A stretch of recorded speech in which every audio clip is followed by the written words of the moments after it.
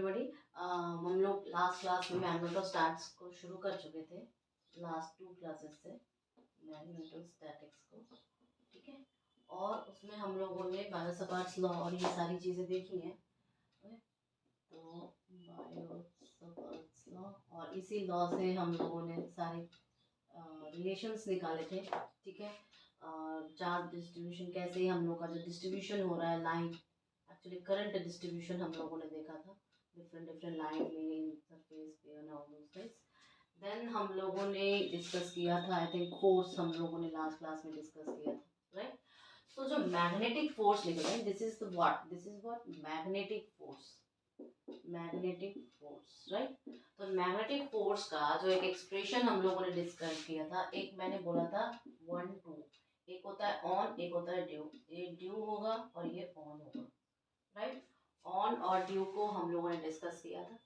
Then finally मैंने एक relation आपको बोला था कि आई अगर 1 2 ऐसा है तो एक का लेंगे और एक के कारण होगा, तो I D L 1, I1 DL1, इसके ऊपर DBB2, क्लियर है। ये हम लोगों ने एक रिलेशनशिप निकाले थे ऑन ड्यू का, क्लियर है।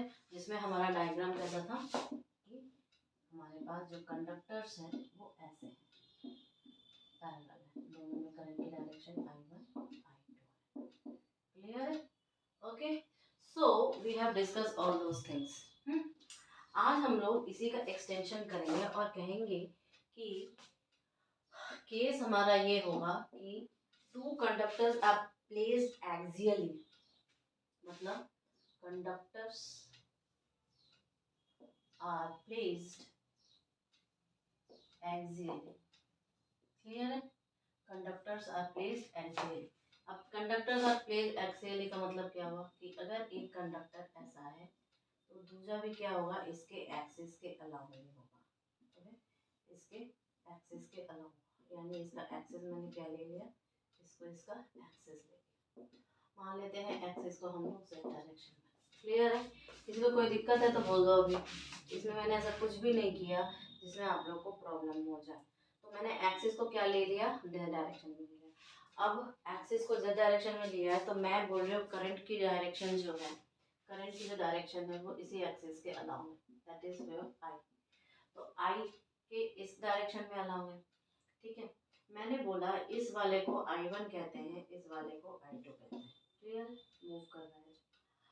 तो इस डायरेक्शन में ही आपका DL1 भी होगा, DL1 भी होगा, और इस डायरेक्शन में आपका DL2, क्लियर है। किसी को कोई दिक्कत है? Z डायरेक्शन में होगा तो जो फील्ड की आपकी आएगी, ये जो डायरेक्शन है आपकी कौन सी है, ये आपकी, टेल मी, करंट इधर फ्लो हो रहा है तो it will be, lines will be like this way, right? So what I am trying to say that I will find everything in the z direction. I will find all those things in the z direction. So I1 DL1, I1 DL1, clear है। तो क्या हो जाएगा, ये हो जाएगा I1 DZ, Z की direction, ठीक है। और I2 DL2, ये क्या हो जाएगा आपका I2 DZ, Z की डायरेक्शन। दोनों ही Z की डायरेक्शन में आएगा कि नहीं आएगा, आएगा ना, दोनों ही Z के डायरेक्शन में आएगा। अब हम लोग फोर्स निकाल रहे हैं, याद रखना ये 1 2 वाला। तो फोर्स अगर मैं करूं, ये तो इसके लिए ओवर हो चुका है।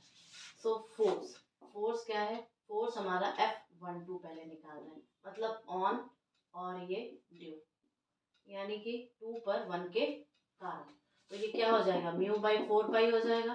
तो ID2 लिखेंगे, I2 DL2, ठीक है, क्रॉस उसके वजह से है तो I1 DL1 क्रॉस R12 हो जाएगा ना, R12 हो जाएगा, क्लियर है। ये आई थिंक ये सबको क्लियर है, I12 का होल स्क्वायर, क्लियर है।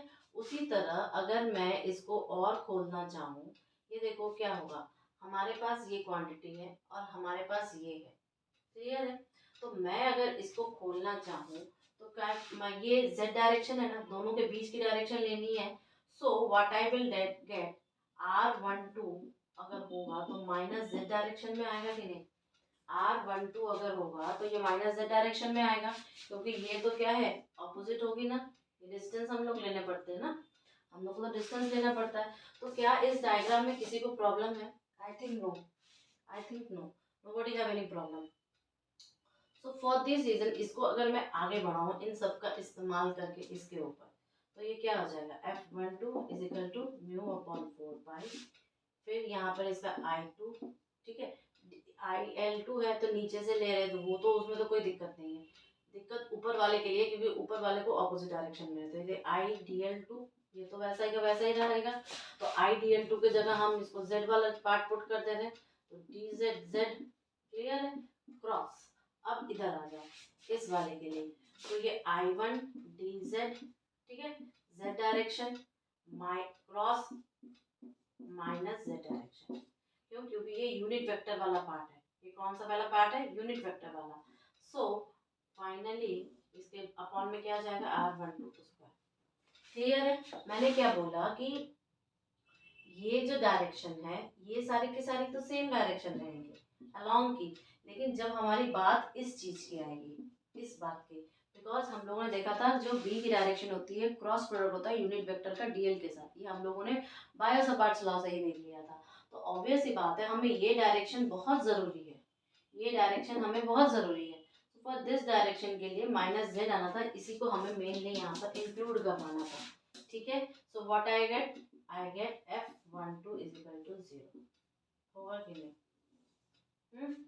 अब देखते हैं F21 ऑन और ये ड्यू पर 1 पर 2 के कारण, तो ये क्या हो जाएगा, म्यू बाई 2 4 पाई आ जाएगा, I1 DL1 ठीक है, cross I2 DL2 cross R21, clear है, डिवाइडेड बाई R21 का होल स्क्वायर। क्लियर है इतना?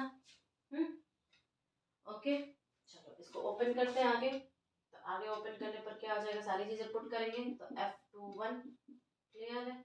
अब इसको पुट करो, म्यू अपॉन 4 पाई इंटू, अब I1 DZ Z क्लियर है। फिर हम देखेंगे cross product I2 DZ Z cross Z आएगा, क्लियर है, डिवाइडेड बाई R21 का स्क्वायर आएगा, R21 का स्क्वायर आएगा, क्लियर है। तो ये क्या हो जाएगा बताओ, टर्म में ये भी 0 आ जाएगा। This implies that F21 is equal to 0।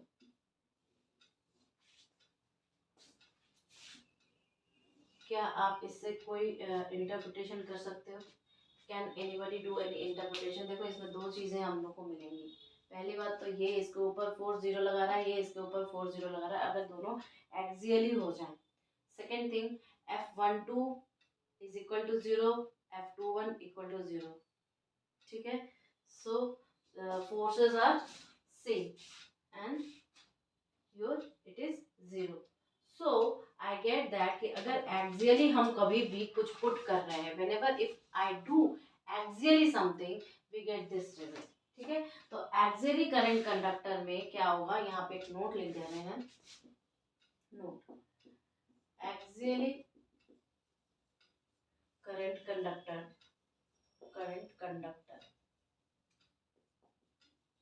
never put force on it, never put force on each other, clear। Actually current conductors जो होते हैं वो एक दूसरे पर फोर्स एक्सर्ट नहीं करते, या पुट की जगह थोड़ा सा एक्सर्ट नहीं तो सही रहती है, एक्सर्ट, क्लियर है। I think it is clear to you all. अब हम लोग क्या देखेंगे, अब हम लोग थोड़ा सा परपेंडिकुलर देखते हैं। ये तो मैंने एक्सियली पुट कर दिया, अब परपेंडिकुलर का देखते हैं, फिर हम लोग और भी करेंगे। Second case, conductors are placed perpendicularly, ठीक है। परपेंडिकुलरली प्लेस तो हो रहे हैं but they don't touch each other,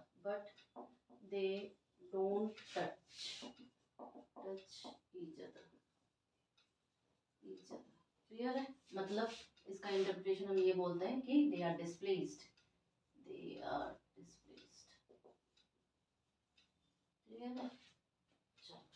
तो अब इसका मतलब क्या है कि हमारा जो डायग्राम होगा वो कुछ इस तरीके का होगा कि एक कंडक्टर तो ऐसे है और दूसरा कंडक्टर ऐसे है।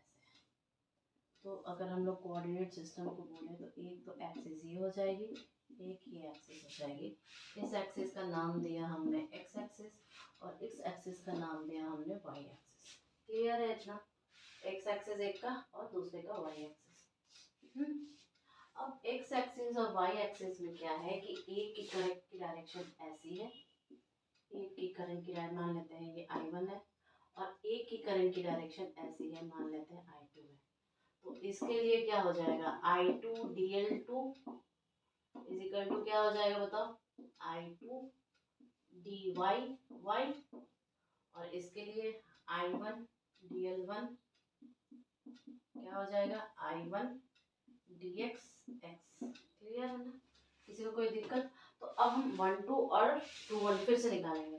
तो यहाँ पे निकाल देते हैं F12 क्या हो जाएगा, F12 बताओ, ऑन और ड्यू, ऑन एंड ड्यू। तो जब ये कंडीशन हो गई तो इसका मतलब क्या कि 2 पर निकालेंगे 1 के कारण, 2 पर निकालेंगे 1 के कारण।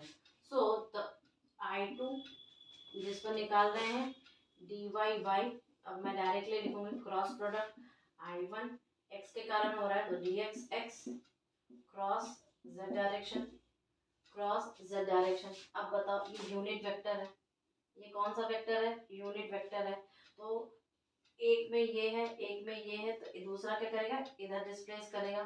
So if I say that कि यहाँ पे कौन डिस्प्लेस करेगा, तो हम करेंगे यहाँ पे डिस्प्लेस्ड। ठीक है, तो z डायरेक्शन में, क्लियर है, यूनिट वेक्टर, दोनों के बीच का यूनिट वेक्टर है। क्लियर है? सो नीचे क्या हो जाएगा, R12 का होल स्क्वायर। क्लियर है? अब ये हो गया। अब देखो 1 2 में क्या आएगा, ये चीज जो आएगी ये आपका क्या आएगा, y cross of minus y आएगा, y cross of minus y आएगा। जब ये आएगा तो इक्वल टू 0 हो गया। This implies that your F12 is equal to 0। अब देखो एक दिमाग में थोड़ा सा आ रहा है, बट एग्जाम में ऐसा दिमाग में आ मत करना कि दूसरा वाला भी 0 होना चाहिए। तो 2 1 निकालेंगे, ये हो जाएगा ऑन और ये हो जाएगा ड्यू, राइट।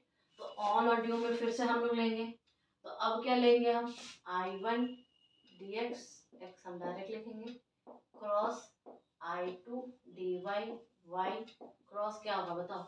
अब यहाँ पे क्रॉस क्या आएगा,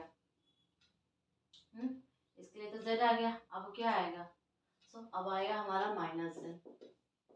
क्लियर है? और नीचे हम क्या लिखेंगे, R21 का होल स्क्वायर। क्लियर है? अब यहाँ पर भी वही सेम दिक्कत आ जाएगी ना, यहाँ पर भी सेम दिक्कत आ जाएगी। तो जब यहाँ पर सेम दिक्कत आ जाएगी तो ये क्या हो जाएगा, यहाँ पे एक्स एक्स वाला प्रॉब्लम आ जाएगा ना। तो यहाँ पर कैसी प्रॉब्लम आ जाएगी, x cross of minus x वाली प्रॉब्लम आ जाएगी, तो इक्वल टू 0 हो जाएगा। तो F21 जो है आपका वो इक्वल टू 0 हो जाएगा। क्लियर है? thus F12 equal to F21 equal to 0। तो नोट में क्या लिखेंगे, conductors place perpendicular exerts no force on each other, conductors placed perpendicularly to each other exerts no force। कौन सा, मैग्नेटिक फोर्स। याद रहे, मैग्नेटिक फोर्स एक्सर्ट नहीं कर सकता, मैग्नेटिक फोर्स एक्सर्ट नहीं कर सकता। लेकिन अब की बात पता है, हम लोग एक एग्जांपल लेंगे कि कहेंगे दोनों पैरेलल है, लेकिन दोनों के जो मैग्नीट्यूड्स हैं एवरीथिंग इज सेम। ये हो गया ना, ये हो गया आपका, इसको नोट डाउन करो पहले, okay, then we will move forward. हमारा कि हम लोग पैरेलल प्लेस करेंगे और सेम रखेंगे, कंडक्टर्स आर placed parallel, ठीक है, एंड सेम। अब कैसे होगा, यानी कि ये हमारे दो कंडक्टर्स हैं, और ये सोच लो दोनों का एक्सिस है, दोनों का ये एक्सिस है। हमने बोला जो ये एक्सिस है आपका, ये दोनों जो एक्सिस है ये एक्स एक्सिस है, क्लियर है। तो इन दोनों का जो बीच का डायरेक्शन होगा, मान लेते हैं R12, मान लेते हैं R12 यूनिट वेक्टर की डायरेक्शन है, और इस यूनिट वेक्टर की डायरेक्शन x की डायरेक्शन होगी। इतना आई थिंक सबको क्लियर है। मैंने बोला कि दोनों में करंट I ऐसे फ्लो कर रही है, ठीक है, दोनों में करंट इस डायरेक्शन में कर रही है। मान लो ये 2 है, मान लो ये 1 है, मान लो ये 2 है, मान लो ये 1 है। क्लियर है। अच्छा, इस डायरेक्शन को मैंने क्या लिया, y एक्सिस, इस डायरेक्शन को मैंने क्या लिया, y एक्सिस। ये डायग्राम में कोई दिक्कत तो नहीं है किसी को? Anybody have any problem in this diagram? No. So what I will say कि इसके वजह से मुझे क्या मिलेगा, इसके वजह से मिलेगा I1 dl1 सॉरी। तो ये क्या लिख सकते हैं, जब ऐसा सिचुएशन आया सो व्हाट आई कैन राइट, हम इसका कोऑर्डिनेट्स में तोड़ देंगे, तो I1 dy, क्लियर है, और y की डायरेक्शन में, और इसके लिए हमें क्या मिलेगा, I2 dl2, तो ये क्या हो जाएगा I2, लेकिन ये भी डायरेक्शन क्या हो जाएगी, y वाली डायरेक्शन ही हो जाएगी, तो ये y। क्लियर है ना, इतना तो क्लियर। अब चलो अपना काम करते हैं, फोर्स निकालते हैं, F12 निकालते हैं। तो ये क्या हो जाएगा, ऑन, और ये हो जाएगा, देखो मैं इतने बार ऑन ड्यू लिख रही हूँ, कल की क्लास से ऑन ड्यू नहीं लिखने वाली, आपको याद हो जाना चाहिए, ठीक है। सो लिख के प्रैक्टिस करो, याद हो जाएगा। 4 पाई हो जाएगा, ऑन ड्यू वाला सिस्टम है, तो हम यहाँ पे क्या लिखेंगे, I2 वाला पार्ट, तो I2 वाला पार्ट dy और y क्रॉस I1 वाली part dy y cross x हमने डायरेक्टली लिख लिया, बिकॉज ये जो क्वांटिटी होगी वो यही रहेगी, तो I am not writing again and again, ये तो अलग ही होता है, कंफ्यूज हो जाओगे इतना कुछ करेंगे तो। R12, ठीक है, R12 नेक्स्ट F। अच्छा, इसको खोलना पड़ेगा, अगर हम देखें तो यहाँ पे y क्रॉस x आ रहा है, ठीक है, 3 डबल क्रॉस आएंगे, तो इसका आंसर क्या होगा, y cross x anti clockwise है, y cross x anti clockwise है, तो इसका आंसर तुम लोग लिखो, मैं अभी बताऊंगी। Online student please right the answer. Clear है। अब ये क्या आ जाएगा, अब यहाँ पे क्या आ जाएगा, देखो y क्रॉस x आ रहा है, भगवान बताइए, नॉट राइट नाउ, इसके लिए तब तक लिखते हैं म्यू अपॉन 4 पाई, ठीक है। अब I1 dy y हो जाएगा, क्लियर है, I1 d1 y cross I2 dy y हो जाएगा क्रॉस, अब बताओ अब क्या आ जाएगा, अब इधर वाले के लिए लेंगे तो माइनस आ जाएगी कि नहीं, माइनस एक्स आ जाएगी, तो I will write it as minus x and then I will write as R21। Clear है। अब देखो ये क्या प्रॉब्लम है, y cross x cross y, clear है, तो y cross of minus z आएगा, क्लियर है।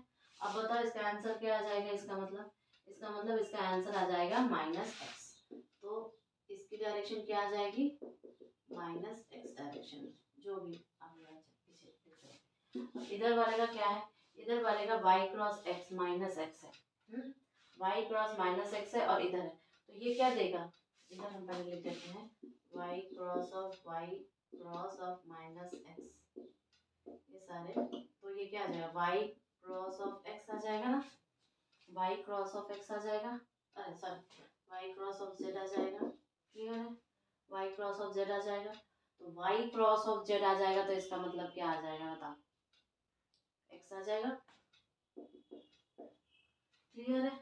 So I will get some of the values in this, कोई भी जीरो नहीं है, एक x की डायरेक्शन में देगा और एक माइनस x की डायरेक्शन में देगा, सो नथिंग इज जीरो, मतलब F21 is not equal to 0 and also F12 is not equal to 0, 1 is ये वाला एक पॉजिटिव डायरेक्शन में जाएगा, F21 कौन सा डायरेक्शन में जाएगा, पॉजिटिव x डायरेक्शन में जाएगा, F12 माइनस x डायरेक्शन में जाएगा, नेगेटिव डायरेक्शन में जाएगा। It is the problem solve, ठीक है। ये जीरो नहीं आएगा, सिर्फ परपेंडिकुलर और सेम एक्सिस पे रखने पे जीरो आएगा, और अगर हम लोग सेम वैल्यूज को रख के पैरेलल रखते हैं तो हमारी चीज़ जीरो नहीं आएगी। लेकिन याद रहे, अब हम लोग जो नेक्स्ट निकालेंगे वो हम लोग एंटी पैरेलल कर देंगे, ठीक है। इसको थोड़ा सा समझो, एक बार खुद से बिना देखे लिखो, तो आपको समझ में आ प्लेस्ड एंटी पैरेलल क्लियर है, एंड सी क्लियर है। इसका मतलब क्या है कि हमारे जो दो कंडक्टर्स हैं,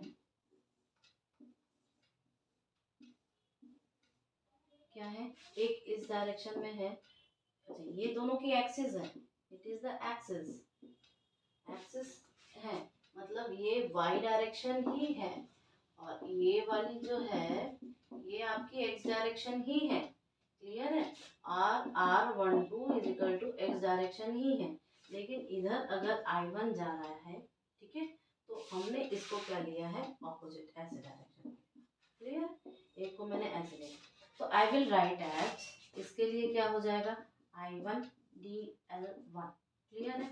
तो ये क्या हो जाएगा, I1 dy y, क्लियर है। लेकिन इसके लिए क्या होगा, I2 dl2, तो ये क्या हो जाएगा, I2 dy माइनस, क्लियर है ना, इतना क्लियर है। तो अब हम क्या लिखेंगे, F12 ऑन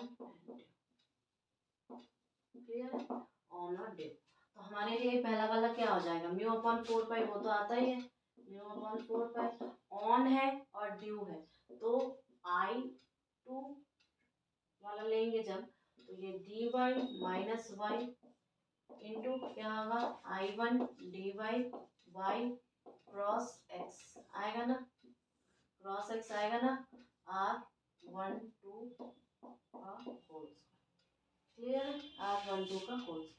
अब इसमें क्या आएगा, खोलो इसे, तो हमारे पास y क्रॉस x, ठीक है, क्या आएगा, y क्रॉस x आएगा, और यहाँ पर फिर से हम हिंट दिए हैं, हम अब नहीं करेंगे आप लोग के लिए, ठीक है। ऑन ड्यू वाला 4/4 पाई और I1 dy, I1 वाला लेंगे तो y आ जाएगी, cross I2 dy minus y cross x, clear है, divided by R21 square, clear है इतना ना, इतना तो सबको क्लियर है। अब खोलो क्या आएगा, खोलने पर टेल मी, खोलने पर क्या आएगा, खोलने पर देखना, हम लोग ये फील करेंगे दोनों सेम डायरेक्शन,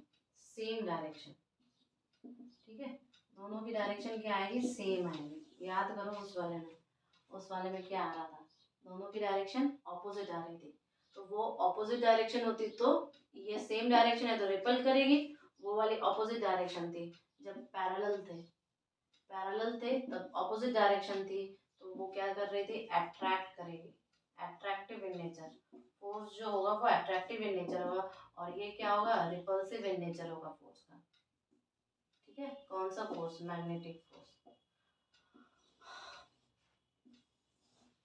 क्लियर है इतना, so what you will say कि हम लोग इसको खोल सकते हैं, कैसे भी उसका अरेंजमेंट कर सकते हैं, और हम लोग कैसे भी वैल्यू उसको ला सकते हैं, it is not a big deal, clear है। अब हम लोग देखो निकालेंगे इसके कुछ क्वेश्चंस, ठीक है। क्वेश्चंस के लिए मैंने बहुत सारी चीज़ें दी हैं, हमारे नोट्स हैं, हम लोग बुक ले लेते हैं वो है, और भी बहुत सारे कोचिंग के भर के आप लोग टेलीग्राम में PDF रखते हो बुक्स का, बुकलेट्स का, just solve, there is no boundation कि आप क्या सॉल्व कर रहे हो, बस सॉल्व करना आना चाहिए, okay. So we will move for the next class में हम लोग देखेंगे कि लॉरेंज फोर्स को अभी हम लोग थोड़ा सा क्वेश्चन सॉल्व करेंगे, लॉरेंज फोर्स को डिराइव करेंगे, ठीक है। I try my best to make the magnetostatics such as easy इसलिए क्योंकि हम लोग शॉर्ट लेंगे, हम लोग बहुत हाई फाई करके उसको कठिन बनाने की कोशिश नहीं करेंगे, एग्जाम में नहीं आता, कोई भी कॉम्पिटेटिव एग्जाम में कठिन बनाने से नहीं आता, वो सिर्फ शॉर्ट देखते हैं, मॉड्यूल्स में तोड़ के कैसे एग्जाम क्वेश्चन पैटर्न को सॉल्व किया है, बस there is only logic works, और कुछ वर्क नहीं करता, ठीक है।